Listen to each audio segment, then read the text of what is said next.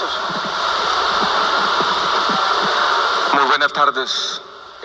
Muchas gracias a todos por la compañía. Hola, Pablo. Le decía ahora a Pablo antes de entrar que es un buen momento, una coincidencia cósmica, hablar de estoicismo un domingo cuando cae la noche. Pablo, quisiera empezar diciendo que tu novela, Marco Aurelio y los límites del imperio, es de un lado una novela histórica, es una novela que tiene cierto apego a la historiografía, pero también es una novela, en mi opinión, de ideas. Es una novela sobre un pensador filósofo, pero también sobre el poder ejercido de manera concienzuda y con ecuanimidad. Es una novela sobre la guerra y el amor. Es una novela sobre esa tensión entre la estabilidad y la justicia en las cuestiones humanas. Es una novela sobre la enfermedad y la muerte. Es una novela sobre la caducidad y la impermanencia de todo, y es una novela sobre el estoicismo. Y vamos a hablar esta tarde de la historia y de las ideas, a tratar de mezclar las dos cosas que hay en esta novela.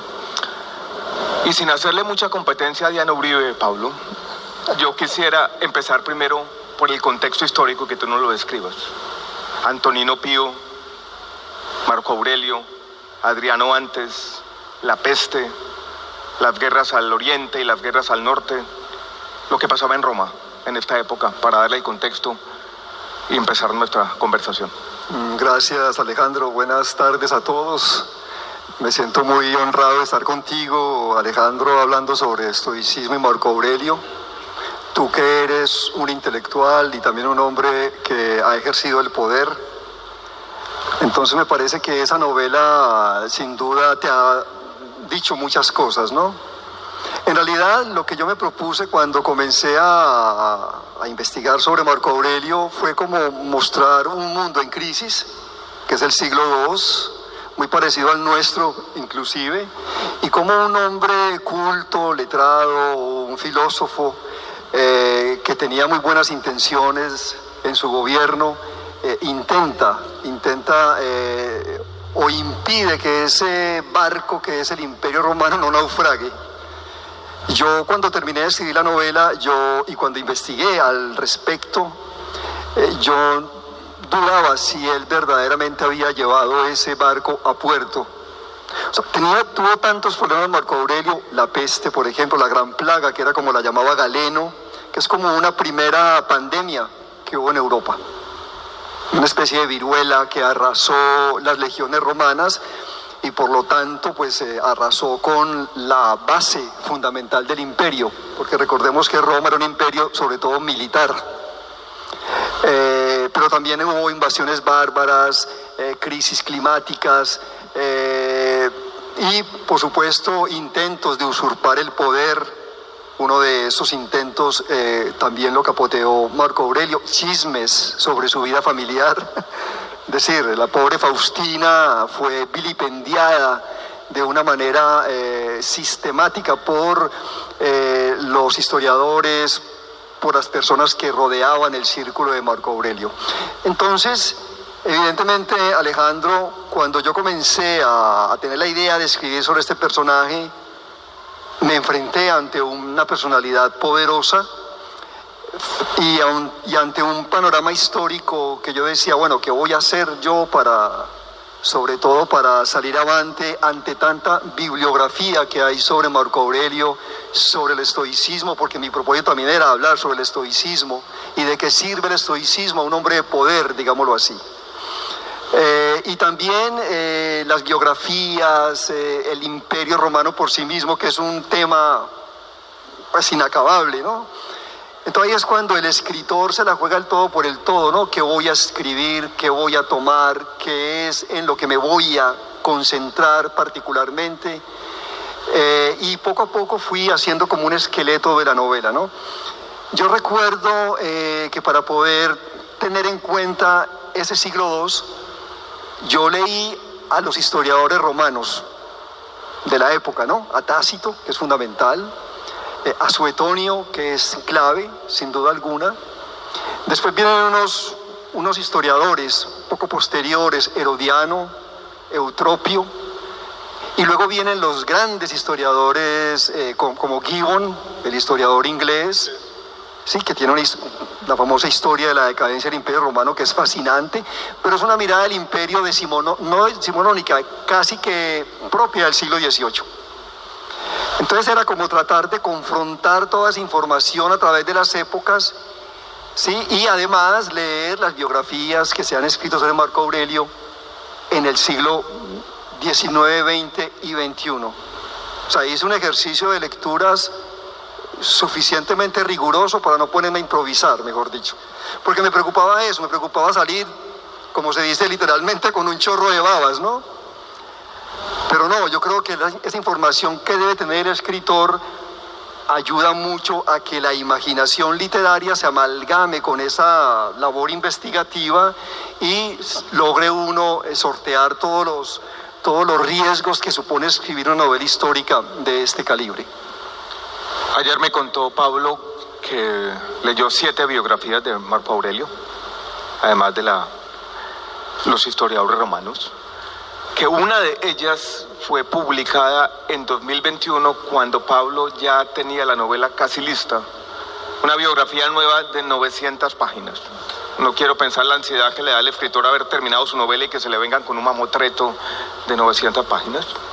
La novela está construida, también me dijo Pablo ayer, esa simetría me gusta, en 12 capítulos que son los mismos libros de las reflexiones de Marco Aurelio.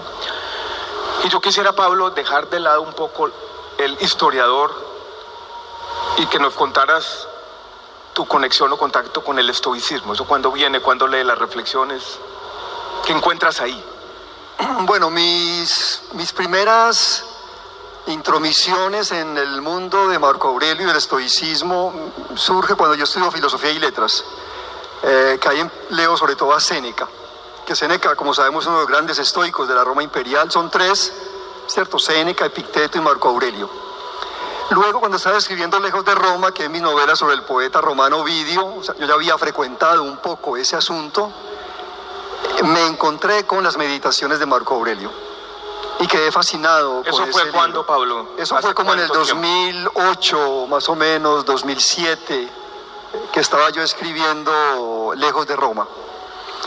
Y me fascinó el libro, me fascinó, miren qué curioso, me fascinó por el carácter sombrío, por el carácter melancólico, porque la época de Marco Aurelio, y creo que las meditaciones es una respuesta filosófica a ese periodo, es un periodo de gran angustia, ¿sí? Es un periodo de gran crisis. Y Marco Aurelio, cuando escribe Meditaciones, de alguna manera responde a esa crisis generalizada que hay en el imperio. Y a mí me llamó mucho la atención ese aspecto grisáceo, ¿no? Ese hombre otoñal, ese hombre que mira la vida de una manera bastante particular, porque ustedes recuerdan que en el primer libro de Meditaciones, como dijo Alejandro, Meditaciones tiene 12 libritos, y el primer libro es uno de los más bellos, y es un homenaje que le hace a sus maestros, a sus padres, a sus familiares, y todos están muertos. Entonces, la evocación de Marco Aurelio, del Marco Aurelio de 58 años, más o menos, 57 años, que es el que escribe Meditaciones, el balance de la vida es un balance bastante pesimista. Y sin embargo, por otra parte, Meditaciones es un libro, y eso lo corroboramos hoy en día, es un libro que le ayuda mucho a la gente a sortear las dificultades de la existencia. Y ahora por eso es tan exitoso, ¿no? Es un libro de autoayuda que ha viajado en el tiempo, ¿no? De autoayuda, un libro que fue escrito para jamás publicarse, ¿no? Él hizo unas reflexiones, escribió esas consideraciones para sí mismo, que así es como la traducción original del griego, escritos para sí mismo. Pero después, no sé, la hija, algún familiar reunió todos esos escritos, les dio un orden y después comenzó a circular de mano en mano hasta que se publicó por primera vez en el siglo XVI. Y de ahí para adelante no ha parado de publicarse. Esa especie de resignación melancólica que hay en las meditaciones está sobre todo, Pablo, en esa conversación al final. Leo un fragmento pequeño, dice: es verdad que cuando se tiene el poder absoluto, el poder de controlar cada cosa, ceder a los caprichos de la gloria es tentador. Pero ambos sabemos que este imperio empieza a desmoronarse y que su todopoderoso dirigente está enfermo y exhausto. Este libro está escrito al final de la vida, lejos de Roma, y en ese tono resignado ya, consciente de los límites de sus instrumentos. Hay otra lectura, Pablo, que acompaña también el libro, conversamos de esto el día de ayer, y es Memorias de Adriano, que es un libro que está emparentado con este de muchas maneras. ¿Cuándo leíste Memorias de Adriano? Bueno, esa es la novela que, una de las que más he leído, ¿no? He leído como 5 veces Memoria de Adriano. Lo leí en Tunja cuando era estudiante de música en la traducción que hizo Cortázar, que es una excelente traducción. Luego yo fui a París y la segunda lectura que hice de Memoria de Adriano la hice en París en francés. Tenía mucho susto de que esa lectura me diera, digamos, que fuera difícil para ese estudiante de francés que yo era en aquel entonces, pero no me pareció tan difícil leer ese libro en francés. Es más difícil, son más difíciles otros libros de Jules Renard, por ejemplo, Opus Nigrum, el libro sobre el Renacimiento. Ese sí me dio una gran dificultad, pero Memorias de Adriano no, y siempre me pareció muy interesante la apuesta que hace Jules Renard cuando se aproxima a la antigüedad romana, porque es una apuesta donde hay como un tono narrativo atravesado por lo poético y también atravesado por lo filosófico, sin evidentemente olvidar la gran investigación que hizo Jules Renard sobre Adriano. Y fue una investigación que estuvo atravesada por experiencias que yo llamaría parapsicológicas, para que también entremos en ese tema más adelante, ¿no? Más adelante vamos a tocar ese tema, Eso, volveremos a ese tema, el tema con de uno de los capítulos más inquietantes de tu novela. Exactamente. Parapsicológicas, ¿en qué sentido exactamente? No, porque imagínate que, y esa fue una lección que yo aprendí de Memoria de Adriano, ¿no? Jules Renard, para captar ese espíritu del pasado, hizo sesiones de espiritismo. Entonces, ella dice, en algún momento, Jules Renard dice que ella logró comunicarse con ese espíritu. De tal manera que cuando terminó de escribir Memorias de Adriano, y eso también lo dice Jules Renard, ella estuvo repitiendo el nombre de Adriano no sé cuántas veces para despedirlo. Y me pareció que esa experiencia con un personaje del pasado para escribir una novela histórica, pues yo la consideré como muy importante. Claro, yo no hice sesiones de espiritismo con Marco Aurelio, no hice eso, por supuesto, pero sí hice otras cosas que de pronto ahora abordaremos. Entonces, para decirles que además de la investigación histórica, además de la mezcla de la poesía, la filosofía y la narración, Jules Renard en Memoria de Adriano también me enseñó a aproximarme de una manera más íntima, más personal al personaje histórico que estaba tratando. Entonces, claro, mi novela no es una novela que, pienso yo, no sé qué tú piensas, Alejandro, no comulga mucho con las novelas bestseller sobre Roma imperial. Mi novela es una novela más intimista, más preocupada por el lenguaje, por el estilo. Entonces creo que es una aproximación a Roma que está muy de la mano de Margaret Renard. Además, recordemos que la larga carta que es Memoria de Adriano, se la dirige Adriano a Marco Aurelio. Entonces yo dije, bueno, ¿por qué no tomamos ese personaje de Marco Aurelio, que en Memoria de Adriano está mudo, que no se pronuncia, y le damos una voz? Y el Marco Aurelio mío, valga la pena decir, no es que alabe y elogie y se prosterne ante Adriano. Marco Aurelio critica a Adriano en mi novela, sí, porque a mí me parece que hay grandes diferencias entre ambos emperadores. Creo que Marco Aurelio fue un emperador bueno, en el sentido en que no se manchó las manos asesinando senadores, mientras que Adriano sí lo hizo. Adriano es un personaje sanguinario. Lo que pasa es que Jules Renard y todos los escritores hacemos eso, asimilamos a los personajes de tal manera que podemos decir que Adriano es Jules Renard, que Marco Aurelio de alguna manera soy yo. Hay como una fusión, quiero hablar, entre el autor y el personaje recreado. Eso me pareció siempre, Pablo, leyéndolo, que así como el Adriano de Yursenar tenía mucho de ella, este Marco Aurelio tiene mucho de tu visión del mundo, de tu visión de el poder, que aquí estás tú también, reflexionando no solo sobre esa época y sobre el pasado, sino sobre esta época, y volveremos a ese punto más adelante. Quisiera hablar un poquito ya sobre dos temas particulares, el amor y la muerte, que están en la novela. Primero, me parece, volviendo a leer las meditaciones de Marco Aurelio y leyéndolo en tu libro, en la historia de Faustina, que el amor nunca ocupó un lugar muy importante en la vida de Marco Aurelio. No sé qué opinas. Bueno, eso es lo que dicen generalmente los historiadores, ¿no? Los historiadores siempre, y los mismos biógrafos, se dejan llevar por esa tentación. El Marco Aurelio que nos muestran es una especie como de santo estoico, ¿no? O sea, es difícil, leyendo las fuentes históricas y literarias, Alejandro, que hay sobre Marco Aurelio, encontrar al hombre de la intimidad, al hombre privado. Uno encuentra a un filósofo estoico que cumple con su deber, digamos, de una manera ejemplar, y al dirigente político.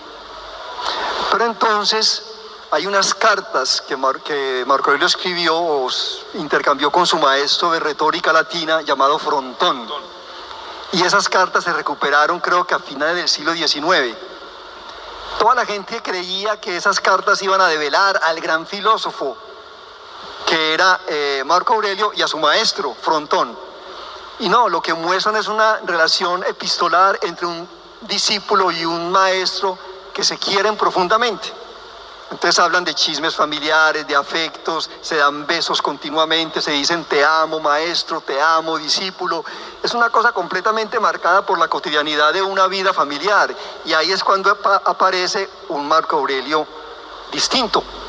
Y ese fue el que me interesó a mí. Claro, yo no olvidaba que el Marco Aurelio que escribe Meditaciones es un Marco Aurelio anciano, enfermo, como tú dijiste, asediado por la muerte, por la guerra. Entonces el libro de Meditaciones es un libro atravesado por esa situación actual de un hombre que declina y que tiene una mirada de la existencia bastante sombría. Mientras que el joven Marco Aurelio de la correspondencia con Frontón es un hombre joven. Le gustan los libros, le gusta el sabor de las comidas, está aprendiendo y quiere ser poeta. O sea, no hay nada más juvenil que querer ser poeta, de algún modo, ¿no? Porque no se imaginan lo que es de difícil ser poeta, pero todos los jóvenes quieren ser poeta. Imagínate que toda la gente comienza a escribir literatura desde la poesía, es decir, comienza con el género más difícil. Eso hace también Marco Aurelio, pero después él abandona esas veleidades literarias, digámoslo así, como él las reconoce, y entonces en estas averiguaciones a mí me interesaba mucho, y ahí es cuando interviene el escritor que soy yo. Me interesaba recuperar la figura de la mujer, recuperar la sensualidad en Marco Aurelio e incluso el erotismo. Yo sabía que me estaba metiendo en terrenos complicados, pero mi novela no está escrita para los historiadores, y yo no me voy a poner a discutir con los historiadores puristas, porque yo no soy historiador, yo soy un novelista simplemente. Entonces ahí fue cuando me encargué de introducirme en los resquicios privados de Marco Aurelio e imaginarme cómo podría ser. Por ejemplo, en la Historia Augusta, que es la primera biografía que se escribe sobre Marco Aurelio, que es una biografía corta, escrita por Julio Capitolino, es como un libro escrito en el siglo III, entre el siglo III y el siglo IV. Ahí hay un dato rápido. Capitolino dice, Marco Aurelio, muerta Faustina, escogió una concubina entre su grupo de libertos y con ella pasó unos años. Punto. No se dice cómo se llama, por supuesto no se dice qué hacían en la intimidad, ¿no? Entonces yo imaginé todo eso y pongo a un Marco Aurelio otoñal, rejuvenecido con la experiencia sensual que él tiene con la concubina. Le pongo un nombre, le pongo un origen, le pongo un cuerpo, una carnalidad. Entonces yo creo que me la jugué por ese lado para que el libro no me quedara el homenaje a un santo estoico, que era lo menos que quería hacer. También tienes un capítulo sobre Faustina, y sobre los chismes y esa acusación de ella de infidelidad. Me llama la atención, ahora esta tarde lo volví a leer, que en las meditaciones donde él rinde un homenaje a quienes fueran las personas más importantes de su vida, Faustina está muy poco ahí. Al final él habla de los dioses y creo que menciona un poquito agradeciéndole a los dioses que se encontró con Faustina. ¿Por qué no hablas un poquito de Faustina como aparece en la novela? Bueno, Faustina, en esa pequeña línea que le dedica Marco Aurelio en Meditaciones, él le agradece a Faustina o a los dioses por haberlo encontrado con una mujer obediente, inteligente y leal. Creo que dice, no sé si podría de pronto mirar a ver qué es lo que dice, pero es una valoración positiva finalmente. No sé si me... No, es positiva, es positiva. Positiva, no es misógina. No es como si él estuviera, no es la de un esposo con cachos, que estuviera quejándose de la infidelidad. No, es positivo. Entonces, a partir de ahí, ¿qué dicen los historiadores? Bueno, dicen que Faustina era una ninfómana insaciable, que se acostaba con los gladiadores, que de una de esas relaciones con un gladiador cuyos gemidos se escuchaban en toda Roma, nació Cómodo, porque Cómodo no podía ser hijo de un emperador tan magnánimo, pero sí hija de una puta. De algún modo, ¿no? Esa es como la conclusión que se hace en la mayor parte de los historiadores. Claro, los biógrafos actuales sí ponderan de manera distinta a Faustina. Hablan de una mujer que era en realidad una mujer inteligente, que sabía griego, que sabía latín, que conocía literatura, que conocía filosofía, que acompañó a Marco Aurelio de la mejor manera, que fue amada por los ejércitos romanos. Entonces yo como que me apropié de esa Faustina distinta, porque además me interesaba darle una valoración más positiva y separarme de esa misoginia propia de los historiadores romanos y que van a continuar después los historiadores cristianos cuando se acercan pues a la valoración de Marco Aurelio. Entonces mi Faustina es una compañera, es una emperatriz leal. Tiene de pronto una ligera, porque se confunde cuando surge la usurpación, que surge desde Oriente, ¿no? Y ella parece ser que decide apoyar esa usurpación, pero porque le habían dicho que su esposo, que estaba en el frente de guerra, se había muerto. Entonces ella estaba confundida y quería garantizar la seguridad de su familia. Y por eso decide apoyar esa usurpación. Pero cuando se da cuenta que su esposo está vivo, inmediatamente le dice a Marco Aurelio, no, yo estoy contigo. Entonces también eso está allí trabajado en mi novela, siempre pensando en una valoración más pensando en la intimidad, más pensando en el amor de ellos dos, un amor que evolucionó, por supuesto, ¿no? Era una madre, Faustina fue la hija de casi 13, 14 hijos de Marco Aurelio, casi todos se murieron antes de que se muriera Marco Aurelio. Creo que nos sobrevivieron 3 hijos o 3 hijas, Cómodo, Lucilia y Sabina, creo. Entonces me interesó, Alejandro, recuperar finalmente esa mujer y creo que Faustina la reivindico bastante en la novela. Quiero volver atrás un poco, Pablo, al comienzo de la novela. La novela comienza con la peste, comienza con Galeno, y eso ocurre en el año 165, creo que la peste llevaba 3 o 4 años Marco Aurelio en el poder. Y yo cuando empecé a leer, Pablo, cuando leí esta novela de la primera vez hace por ahí, abril de este año, dije, la pandemia fue la que desató la novela. Tú decías, ¿cómo voy a lidiar con este monstruo? Con este personaje, con este rey filósofo, con esta época de contradicciones. ¿Cómo fue eso? ¿En qué momento se conecta esa historia de la pandemia con la novela? Sí, a mí me pidieron cuando nos confinaron por el COVID, me pidieron un artículo para un libro en preparación, que se estaba preparando en el momento, que se llamó Nadie se salva solo. Y me pidieron un libro sobre pestes y literatura. Entonces yo empecé a averiguar las grandes pestes. Entonces, claro, en la literatura, quiero decir. Entonces comencé a hacer un recorrido por la literatura antigua, la griega, la latina, y me encontré con varios episodios de grandes pestes, ¿sí? La de Tucídides, por ejemplo, la de las guerras de Peloponeso. Luego me encontré las de Lucrecio, que aparecen de la naturaleza de las cosas. Y luego me encontré que el primer emperador que capoteó la primera gran pandemia fue Marco Aurelio. Y ese fue el digamos, el detonante. Yo aquí porque yo había escrito una novela muy complicada y estaba exhausto en realidad, les confieso, de esa experiencia que fue la novela sobre la sombra de Orión.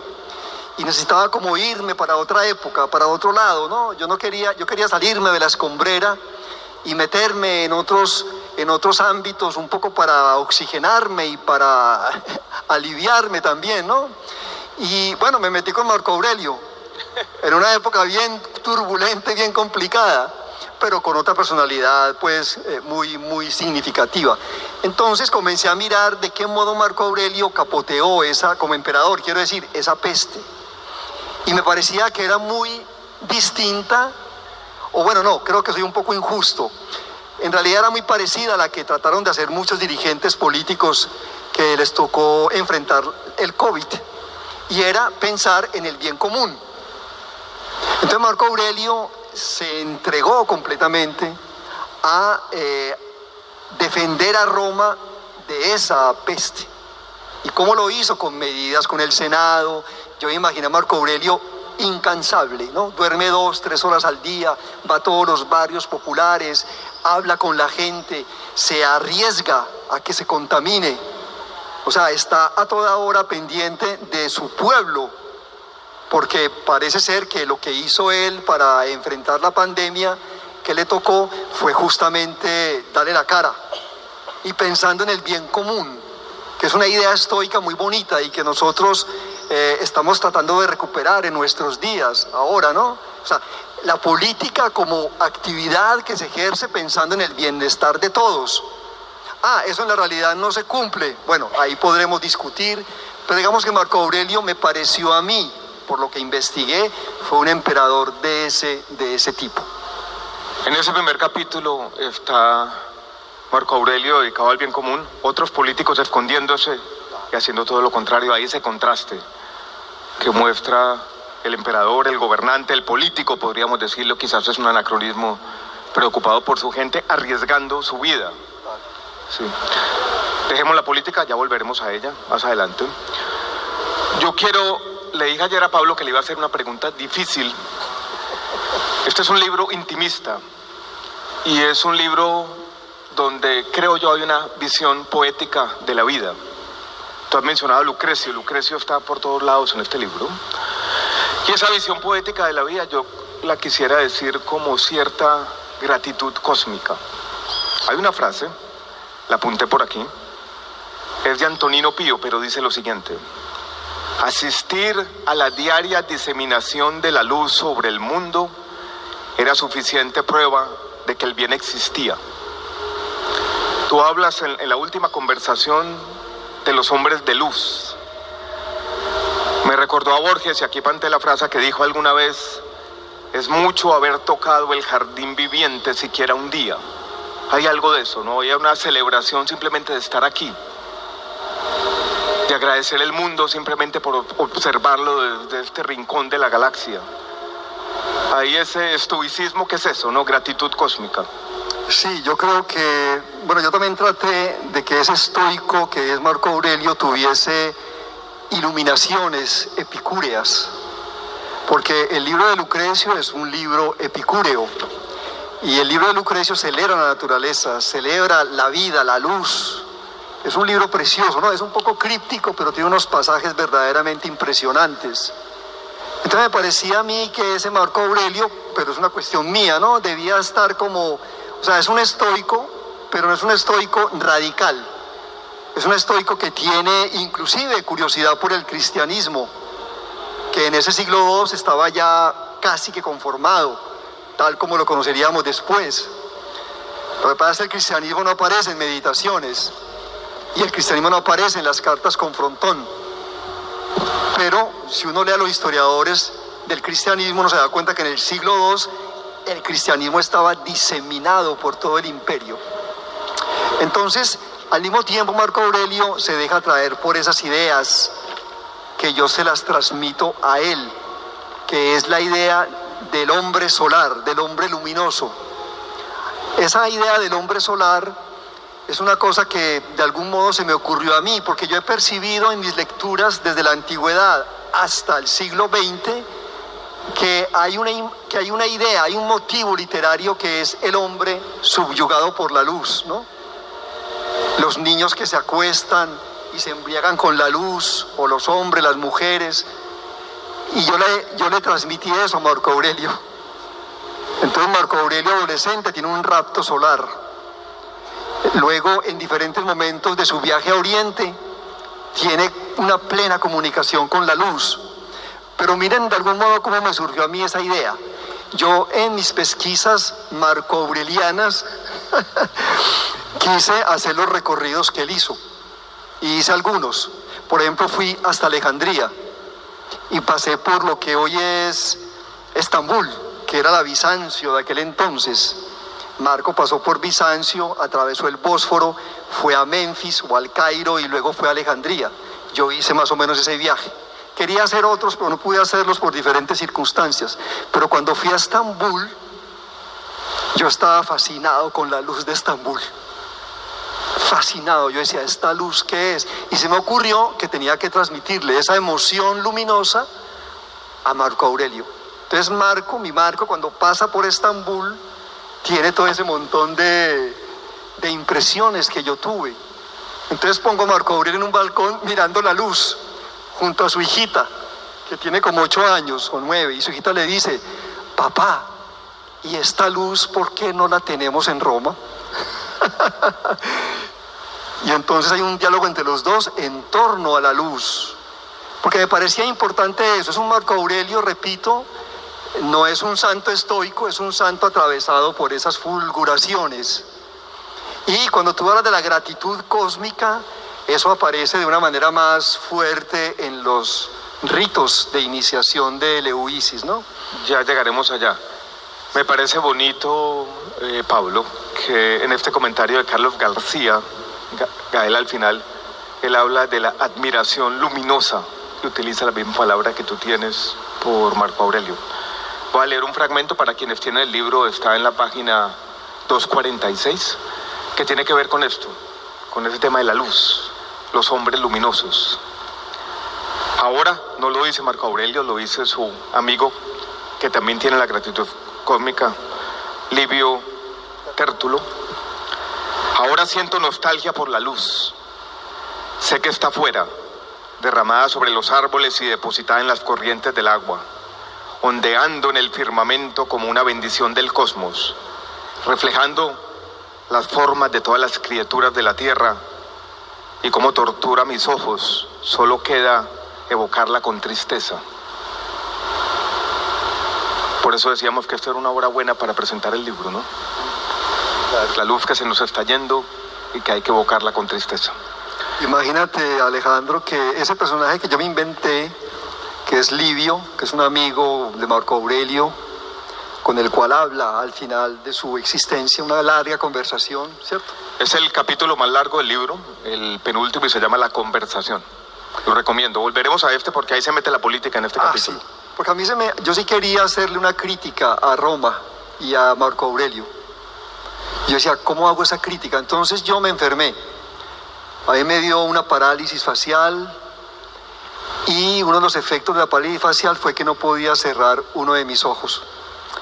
Entonces la luz se me volvió una verdadera pesadilla.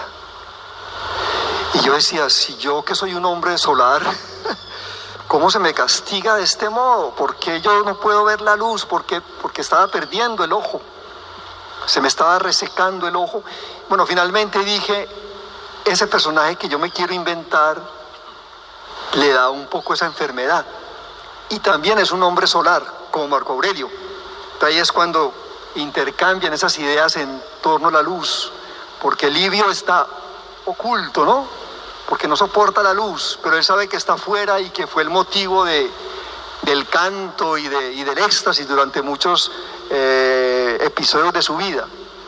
Entonces, también aproveché esta amistad entre Marco Aurelio y Livio, que es una amistad muy parecida a como la concibe Michel de Montaigne.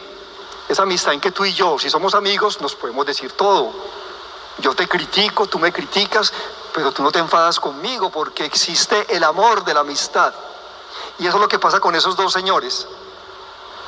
El uno es un gran pacifista, Livio, y le está reclamando a Marco Aurelio ciertas políticas estatales que él emplea, ¿no?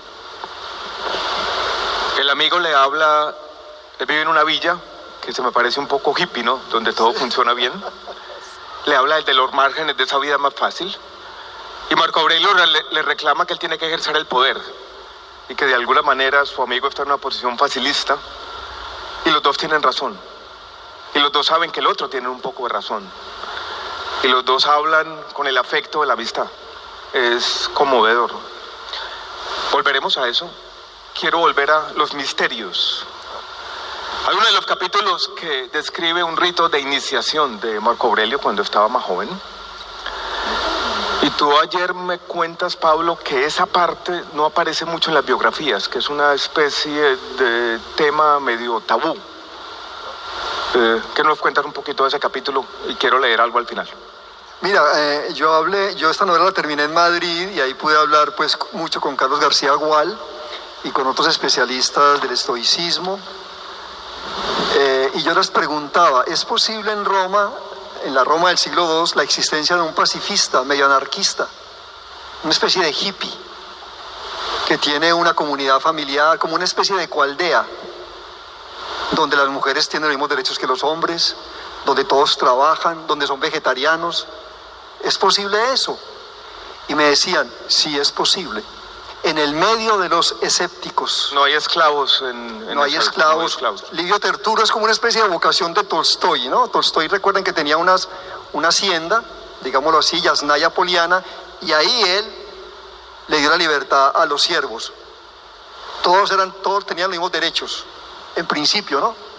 Y tú le preguntaste a Carlos García si ese mundo era posible en la Roma del siglo II, y él te dijo sí. Digo, eso es posible que gente así haya existido. Ya sabemos que el hipismo tiene unas raíces en la historia romana, ¿no? Claro. Y hay un estoico, miren, yo cuando estaba escudriñando entre los estoicos de esa época, me encontré con uno que es una maravilla, que se llama Musonio Rufo. Musonio Rufo, dejó unos fragmenticos por ahí, y Musonio Rufo era pacifista. Iba a los batallones de Roma a predicar la paz. Imagínense, metía en ese nido de víboras y casi que lo linchaban. Creía que las mujeres debían tener los mismos derechos que los hombres y que eran tan inteligentes y tan capaces como los hombres. Entonces ese Musonio Rufo me dijo, o sea que si había gente rara en Roma, ¿no? Había gente que confrontaba a esos poderes militares. Y Livio tiene esas características, de algún modo. Y bueno, Carlos García y otros amigos de España me dijeron, sí, eso es posible entre los cínicos o entre los escépticos, pero no entre los estoicos. Y yo decía, bueno, ese amigo de Marco Aurelio no es un estoico, es un escéptico. Entonces tú me preguntaste de los ricos. Sí, pero voy a hacer aquí una conexión porque me parece, Pablo, que las conexiones con el hipismo de este libro abundan. En el capítulo de los misterios voy a leer el último párrafo y vamos a hacer una acotación. Dice lo siguiente: es el rito de iniciación. Termina así. Asistí a una comunicación plena con los seres y las cosas que me circundaban. Sobre la hoja de un arbusto vi una gota de rocío. La palpé con uno de mis dedos. Como las aves y los árboles, como una calle populosa de Atenas, como el olor de la mirra en la Esmirna o una estatua de Roma presidiendo un templo. Esa gota era única y crucial. Miré hacia arriba y el pecho se me dilató. Y un verso leído no sé cuándo ni dónde modeló mi boca. La gratitud en el mismo cielo. Este párrafo parece tomado de Las puertas de la percepción de Aldous Huxley. Claro. Creo que hay ahí otra conexión. Claro. Sí, porque los ritos de iniciación de Eleusis, se supone que todos los emperadores se iniciaron, pero no sabemos más nada. Yo le preguntaba al maestro Carlos García, maestro, ¿y usted no cree que en esos ritos, o cómo eran esos ritos, usted no cree que en esos emperadores se embriagaban, tomaban algo que los hacía entrar en trance? Y él me decía, no, yo no creo, eso eran unas cosas ahí oficiales y ya, no más. Pero bueno, yo me alejo un poco de esa consideración y yo pongo a Marco Aurelio iniciándose verdaderamente en esos ritos. Entonces uno lee, los ritos de Ulises fueron unos ritos a la madre tierra y durante mucho tiempo fueron patrimonio secreto. Nadie podía decir absolutamente nada de lo que pasaba ahí. ¿Sí? Luego los ritos fueron prohibidos por el cristianismo. Desde el siglo IV se cerró eso en las afueras de Atenas y todo el mundo se olvidó de lo que pasaba ahí. Pero había una memoria, digámoslo así, que permanecía y finalmente se fue descubriendo que lo que bebían en esos ritos era una especie de ambrosía, si se quiere, ¿no? Como una especie de sustancia que ayudaba a los iniciados a tener una comunicación con la tierra y con el cosmos. Y se han dado cuenta los investigadores actuales, que esa es la ventaja de escribir una novela en el siglo XXI, ¿cierto?, que lo que se consumía en esos ritos era el hongo del centeno, el hongo del trigo, que es un hongo alucinógeno. Y la estructura molecular de esa sustancia del hongo es la misma que la del LSD. Y Aldous Huxley, en sus famosas experiencias con el LSD, que son experiencias místicas, ¿no? Bueno, tú podrás decirnos la conexión con todas las cosas, muy parecida a lo que tú describes aquí. Bueno, yo no he tomado LSD, ¿no? Una conexión cósmica. Pero yo no he tomado LSD, ni tomé LSD para escribir Marco Aurelio. Debí haberlo hecho. Sí. Pero tomé otras cosas. Yo escribí un libro sobre Aldous Huxley que se llama Otro fin del mundo es posible. Y había leído Las puertas de la percepción y sí tomé LSD, Pablo. Yo tengo una mente racional y no sentí esa conexión cósmica, sentí cierta sinestesia y cierta conexión con las cosas. Pero está aquí, muy parecido. Inquietante. Claro, imagínense a Marco Aurelio tomando LSD. Pues una cosa loca. ¿Y a quién se le ocurre eso? A un escritor colombiano, latinoamericano, un escritor que cree en las conexiones con la tierra y el cosmos a partir de estas sustancias o estas medicinas ancestrales. Y yo creo que toda esa experiencia que yo he tenido a través de lo ancestral y de lo psicodélico me permitió escribir ese libro. Y la última frase que él menciona, el cielo es la gratitud, ¿no?, la saqué de Aldous Huxley. O sea, le pongo a Marco Aurelio una frasecita de un escritor del siglo XX. Y la novela está llena de ese tipo de anacronismos literarios, ¿no? O sea, yo sí me permito esos juegos.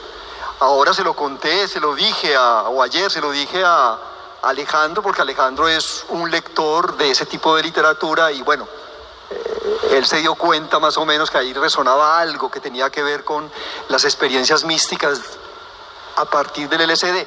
Y yo leí también los famosos trabajos de Albert Hoffman, que es el descubridor de la molécula de LSD, y que él mismo, siendo un químico, un sabio, él sí tomó varias veces LSD. Y las experiencias que él cuenta son maravillosas, ¿no? Famoso viaje en bicicleta.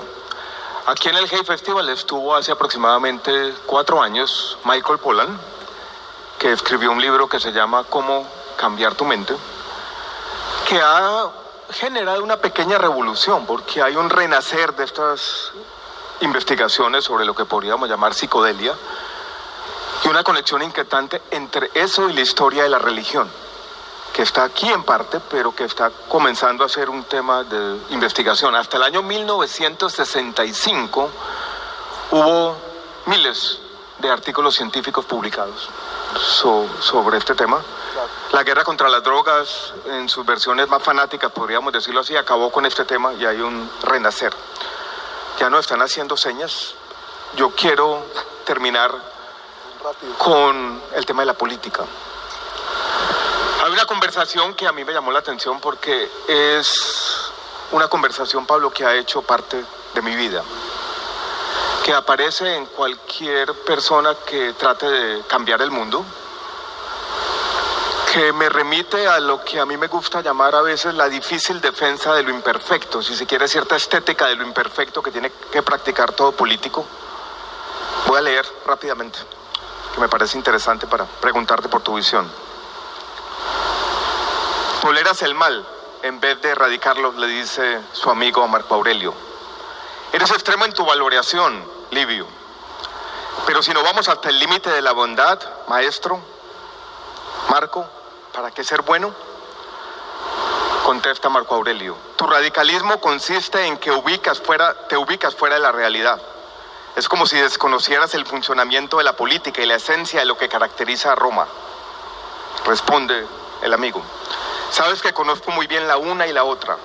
Solo he aprendido a acercarme a ellas despojándome de toda retórica y relativismo. Cuando se juzga la política desde los márgenes, desprovisto de la responsabilidad del poder, está este reclamo. Y el otro contesta desde el realismo, curándose del cinismo, diciendo, ponte tú en mi lugar, y yo de alguna manera tengo que garantizar la estabilidad del imperio, y sé que todos los asuntos humanos son precarios. Pero el otro le dice, cuidado, que esa posición es facilista. Y si te resignas y te quedas muy cómodo en ella, serás injusto. Ese es el diálogo de siempre de la política, Pablo. Ese equilibrio, el realismo juntado con el idealismo. La dificultad de un lado, el juicio que se hace desde afuera, que es justo, pero de alguna manera puede no involucrar las dificultades que tiene quien ejerce el poder. Sí, Livio es un escritor, digámoslo así, vive en esta especie de comunidad hippie, como tú la llamaste, no cree en las jornadas expansivas de Roma, cree que Roma debe limitar ese poder, no acepta los juegos de los gladiadores, le simpatizan los cristianos porque son pacifistas. Esas primeras comunidades cristianas eran pacifistas, después se volvieron guerreros, ¿no? Como todos sabemos. Entonces esa confrontación yo la pensé así como tú la estás diciendo, Alejandro, el hombre de poder y el que está afuera, mirando, exigiendo, criticando, y de alguna manera Marco le dice, pero eres injusto, mira que durante mi mandato se han producido la mayor cantidad de manumisiones, es decir, de liberación de la esclavitud. Pero le dice Livio, que está medio loco, ¿y por qué no te encargas de abolir la esclavitud? Y le dice, pero es que no puedo abolirla, porque si lo hago, esto se viene, y fue lo que le pasó a Bolívar, entre otras cosas, ¿no? A Simón Bolívar, que prometió la abolición de la esclavitud. Se la prometió a Petión, que le dio su ayuda en Haití.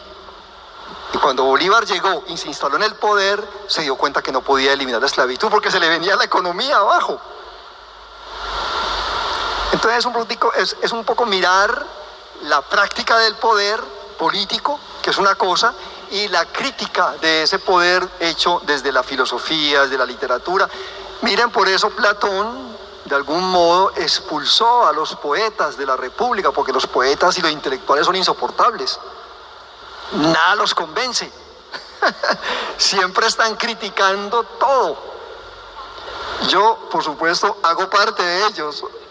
No faltaba más. O he sido a veces completamente exigente. Livio y Marco Aurelio están hablando en Túsculo, en una ciudad, en un pequeño pueblo de ricos romanos en las afueras de Roma. Se meten a un cuarto a hablar y ese cuarto está como ajeno al tiempo. Entonces es como si todos los temas de nuestra actualidad confluyeran en esa conversación. Por eso la novela resuena, los problemas actuales nuestros resuena en el lector cuando asiste a esa conversación. ¿Cierto? Es una conversación donde se está debatiendo continuamente entre la bienaventuranza del poder, porque no nos digamos mentiras, tiene que haber poderosos, tiene que haber gente que ejerza el poder, quiero decir, ¿no? Porque si no, esto se vuelve verdaderamente el descarrío completo.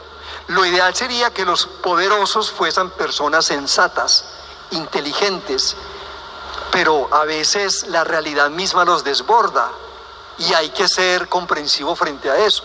Y yo creo que eso es lo que pasa con Tertulo. Tertulo le dice a Marco Aurelio al final: Marco, no vayas a la guerra, no te ensucies las manos en la guerra. Y Marco le dice: ¿y entonces qué? Debo defender a Roma y tú eres Roma. Tú en tu casita, cómodo, viviendo la paz. Yo estoy allá haciendo la guerra, defendiendo la posibilidad de que en Roma exista gente como tú. Le dice Marco Aurelio. Y ahí más o menos van haciendo las paces, ¿no? Me parece fundamental esta conversación. Casi que es la conversación fundamental porque es una interacción entre el mundo de las ideas, los intelectuales y los políticos, pero que se hace con amistad y afecto de lado y lado.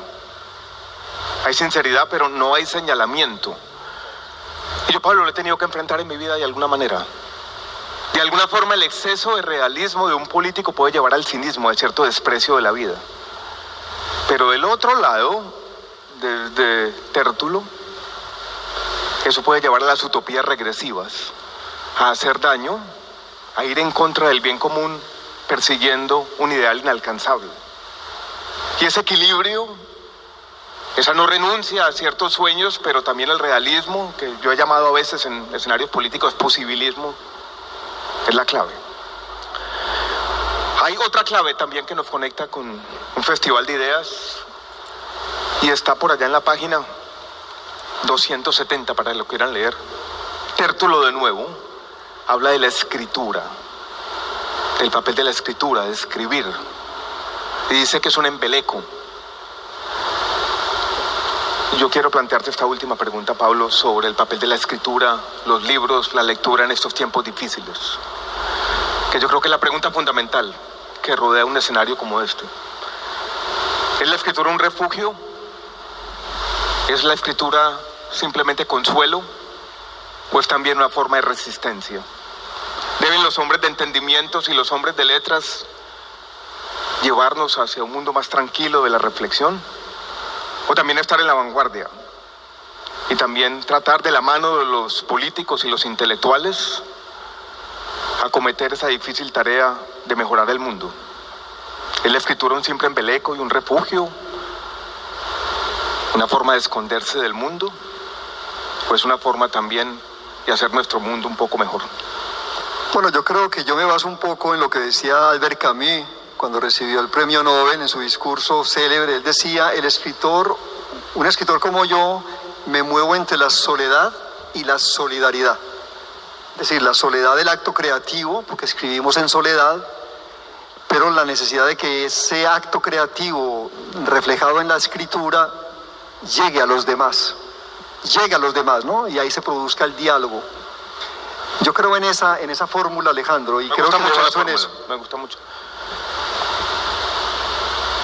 Hay un pensamiento que yo tuve leyendo esta novela y releyendo las meditaciones que yo las había comprado cuando era un estudiante de economía. Las compré, tenía 30 años, no me hablaron en esa época. No es un libro de juventud, es un libro donde yo me sintonicé después, claro, con el pasar de los años.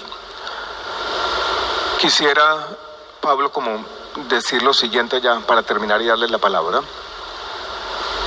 No sé si un político como Marco Aurelio, con este sentido de la tragedia, con este sentido de lo cósmico, habitando el mundo no solamente con plena conciencia de que el poder puede ser peligroso, con plena conciencia del bien común, sino en cierto sentido que quise llamar ahora gratitud cósmica, sea elegible en estos tiempos difíciles, desafortunadamente.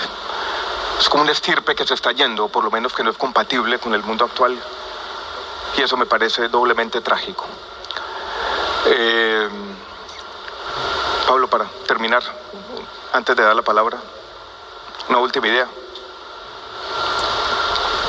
Sí, yo traté de que ese Marco Aurelio resonara en nuestros días. Y espero que los lectores sientan esa intención que yo me propuse.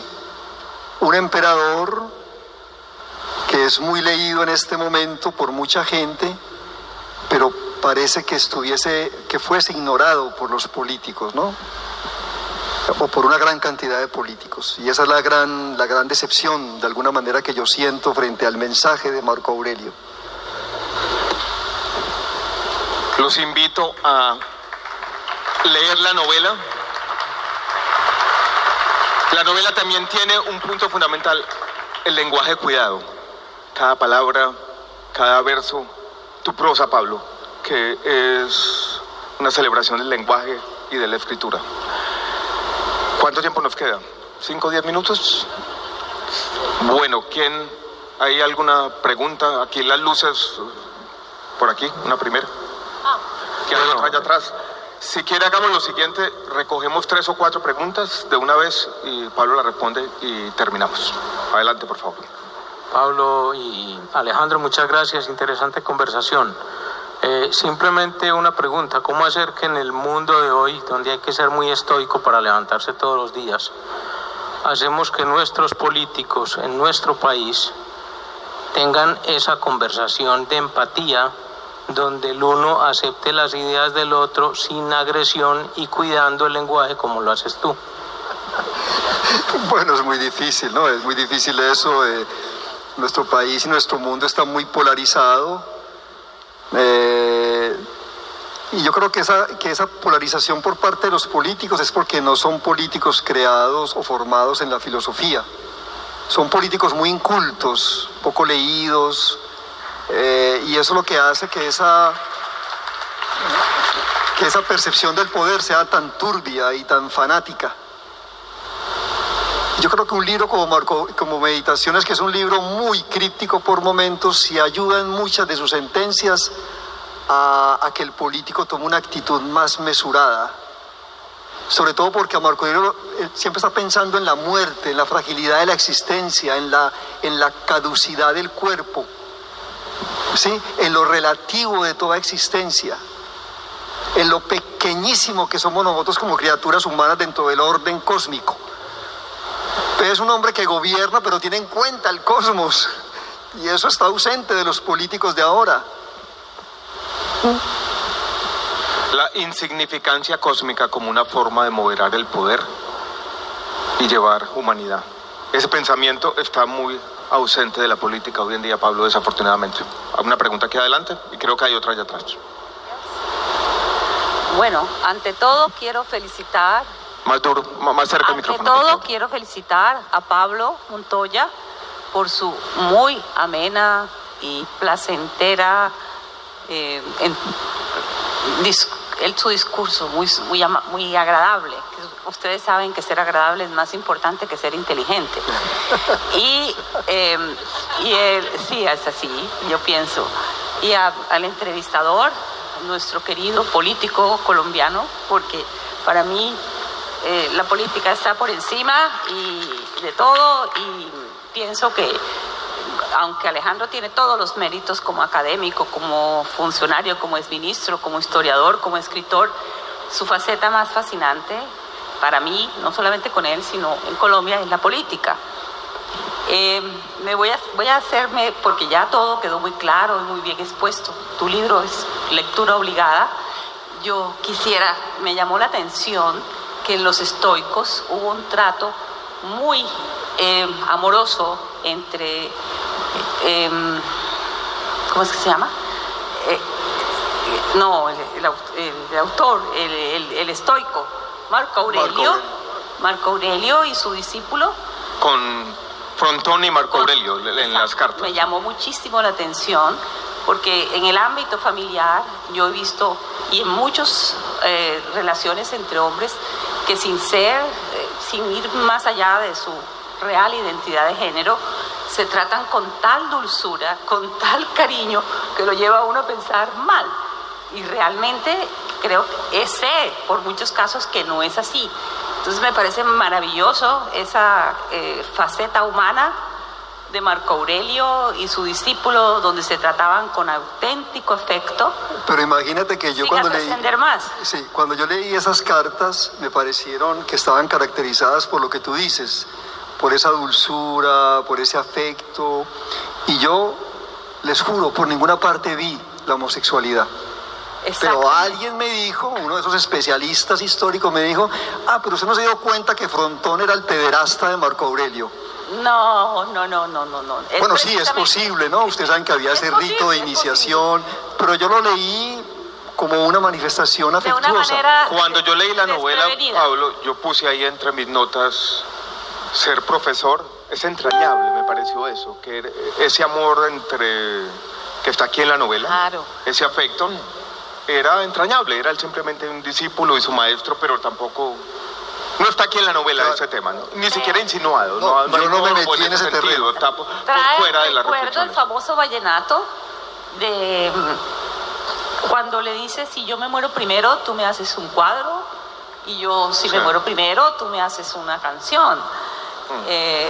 Y se sentaban el uno en las piernas del otro y todo, y era una cosa muy linda. Voy a tomar una última pregunta. muy... Atrás, si quiere, veo dos manos por aquí en la penumbra, por allá. Una nomás, entonces... Buenas tardes. Muy buenas tardes. O bueno, mejor dicho, buenas noches. Es muy bien sabido que en la literatura se toma el personaje histórico de Lucio Vero como una sombra de Marco Aurelio. Para usted, Pablo Montoya, ¿cómo fue adaptar el personaje histórico de Lucio Vero como un contraste al estoicismo de Marco Aurelio?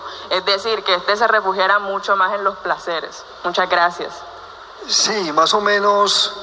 O sea, la historia dice que Marco Aurelio envenenó a Lucio Vero, porque Lucio Vero era un joven disoluto. Bueno, hay un montón de versiones que apuntan a que Marco quiso separar del poder a Lucio. Yo creo que no, Lucio murió de peste. Lucio era una sensibilidad muy distinta a la de Marco Aurelio, era un hombre más fogoso, era más joven, era menos culto, pero también fue alumno de Frontón. Y hay unas cartas entre Frontón y Lucio que también reflejan el hecho de que Lucio no era un completo disoluto, ¿sí? Entonces yo traté como de alejarme en la construcción de Lucio Vero como de esos estereotipos, ¿no?, de los que está llena la historia y la literatura romana. Pongo a un hombre que acompaña a Marco Aurelio. Marco Aurelio tiene divergencias con él, en el sentido en que Marco Aurelio es más activista políticamente hablando. Por ejemplo, Lucio no creía en las campañas guerreristas de Marco Aurelio en el norte del imperio. Él pensaba que esas guerras estaban condenadas al fracaso, por lo que significaba enfrentarse a esas tribus bárbaras del norte, que eran demasiado rebeldes y demasiado incontrolables. Pero Marco Aurelio sí creía en esas jornadas de defensa, y ahí discuten, polemizan, y ahí es cuando yo marco las diferencias entre ambos. Claro, Lucio está preocupado por los juegos, por el placer, porque es más joven, ¿no? Y Marco Aurelio es una sensibilidad distinta, es un hombre que es mesurado, es estoico y no pierde el tiempo en esas situaciones. Entonces, traté como de marcar la diferencia entre ambas personalidades a partir de esta oposición de los caracteres. Me parece que, Pablo, en eso tú muestras el carácter de Marco Aurelio cuando él reconoce en Lucio ciertos atributos que él no tiene. Y lo hace a pesar de saber sus defectos, y lo admira también en la diferencia. Que me pareció muy bonita esa parte de la novela. Démosle un aplauso a Pablo. Felicitaciones. Gracias por este extraordinario libro. Aquí a nuestro lado derecho está la firma de libros. Pablo, felicitaciones de todo corazón. Gracias, Alejandro. Muy querido. Y gracias a todos por la compañía.